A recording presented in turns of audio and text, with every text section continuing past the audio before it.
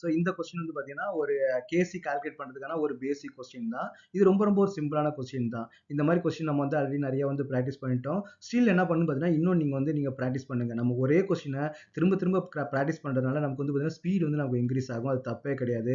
அதனால இந்த கொஸ்டின் தானே எனக்கு தெரியும் அப்படின்னு சொல்லிட்டு ஸ்கிப் பண்ணாதீங்க. ஓகே, அப்போ அகைன் நம்ம ப்ராக்டிஸ் பண்ணும்போது ஸ்ட்ராங்காக நம்ம மைண்டில் வந்து நமக்கு வந்து ரிஜிஸ்டர் ஆகும். அப்போ நமக்கு வந்து எக்ஸாமில் வந்து பார்த்தீங்கன்னா குயிக்காக ஆன்சர் எடுக்கிறது வந்து மோர் யூஸ்ஃபுல்லாக வந்து இருக்கும். ஓகேவா?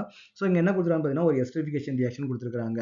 ஒரு ஆசிட் வந்து இருக்குது, ஒரு ஆல்கஹால் வந்து இருக்குது. ரியாக்ட் பண்ணி நமக்கு வந்து எஸ்டர் அண்ட் வாட்டர் வந்து கிடைக்குது. இங்கே என்ன கொடுத்துருக்காங்க, இஃப் வந்து பார்த்தீங்கன்னா one start with 1 moles of வந்து அசிட்டிக் ஆசிட். அப்போ 1 mole ஆஃப் அசிட்டிக் ஆசிட் வச்சு ஸ்டார்ட் பண்ணுறாங்க. அப்போ இனிஷியல் கான்சன்ட்ரேஷன் எவ்வளோ கொடுத்துருக்காங்க பார்த்தீங்கன்னா 1 mole கொடுத்துருக்காங்க. அதே மாதிரி எத்தனால் வந்து பார்த்தீங்கன்னா 0.18 mole கொடுத்துருக்காங்க. அப்போ அசிட்டிக் ஆசிடோட இனிஷியல் கான்சன்ட்ரேஷன் பார்த்தீங்கன்னா 1 mole. எத்தனாலுக்கு வந்து நமக்கு எவ்வளோ கொடுத்துருக்காங்க 0.18. அப்போ இனிஷியல் நமக்கு வந்து எவ்வளோ இருக்கும் எஸ்டர் அண்ட் வாட்டர் நமக்கு வந்து வெறும் 0 தான் இருக்கும். ஏன்னா ஃபார்ம் ஆயிருக்காது ரியாக்ஷன் நம்ம அப்போ தான் நம்ம வந்து ஸ்டார்ட் பண்ணியிருக்கிறோம். ஆனால் என்ன கொடுத்துருக்காங்க, there is 0.17 mole of ethyl acetate in the final equilibrium mixture. அப்போ நம்ம எல்லாம் முடிச்சதுக்கு அப்புறம் ஃபைனலாக ஈக்குலிபிரியத்தில் எஸ்டர் வந்து எவ்வளோ இருக்குதா 0.171 தான் இருக்குமா. ஓகே, அப்போ நமக்கு வந்து பேலன்ஸ் ஈக்குவேஷன் படி நமக்கு என்ன ஆகுன்னு பார்த்தீங்கன்னா இது ஒரு மாலிகுல் டிக்ரீஸ் ஆகிருந்தா எத்தனாலும் ஒரு மாலிகுல் டிக்ரீஸ் ஆகும். அப்போ இது ஒரு மாலிகுல் நமக்கு வந்து ஃபார்ம் ஆயிருக்கும். அப்போ இது எவ்வளோ டிக்ரீஸ் ஆயிருக்குதோ அது அவ்வளோ ஃபார்ம் ஆயிருக்கும்.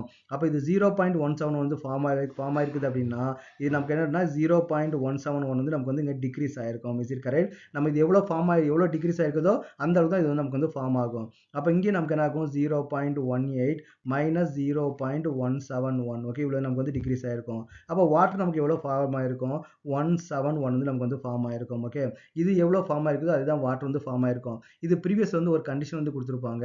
இங்கே வாட்டர் வந்து நமக்கு வந்து சால்வெண்ட் கிடையாது அப்படின்னு சொல்லியிருப்பாங்க. வாட்டர் வந்து சால்வெண்ட் கிடையாது, அது நெகிழிஜிபிள் அமௌண்ட் கிடையாது, அதையும் கன்சிடர் பண்ணுங்கன்னு சொல்லிட்டு அங்கே இன்ஃபார்ம் பண்ணியிருப்பாங்க.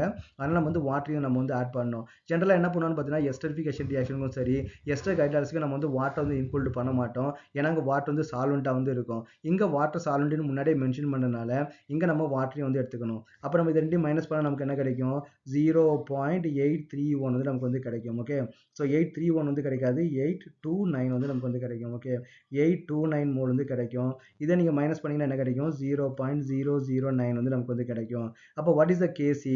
அப்போ KC which is equal to product concentration 0.171 into 0.171 divided by 0.829 into 0.009.